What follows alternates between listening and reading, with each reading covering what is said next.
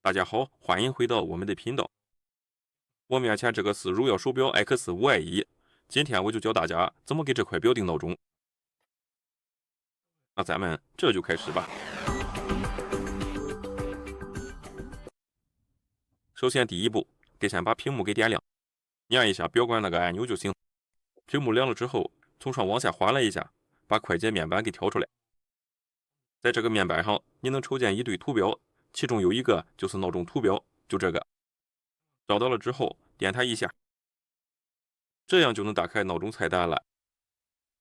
要是这儿还没设过闹钟，你就点这个新建闹钟的按钮。现在上下滑了小时和分钟，把你想定的闹钟时间调好，调完了点下一步。把闹钟要响的那几天给选上，往下滑，点一下确定。哎，这闹钟就加上了。你还能多设几个闹钟，要是已经有一个了，你就点添加。当然了，还是得把时间定好，选好日子，再点确定，这样闹钟也就加上了。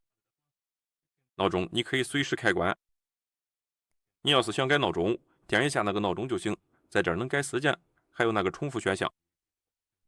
名字嘛，我觉得应该是改不了，对，确实改不了。你还能把闹钟给删了。你要是点击闹钟去编辑，点一下删除，再确认一下，这闹钟就没了。基本上这块表上的闹钟就是这么设置的。要是觉得这视频对你有用，麻烦点个关注，再给视频点个赞呗。谢谢大家观看，咱们下期再见。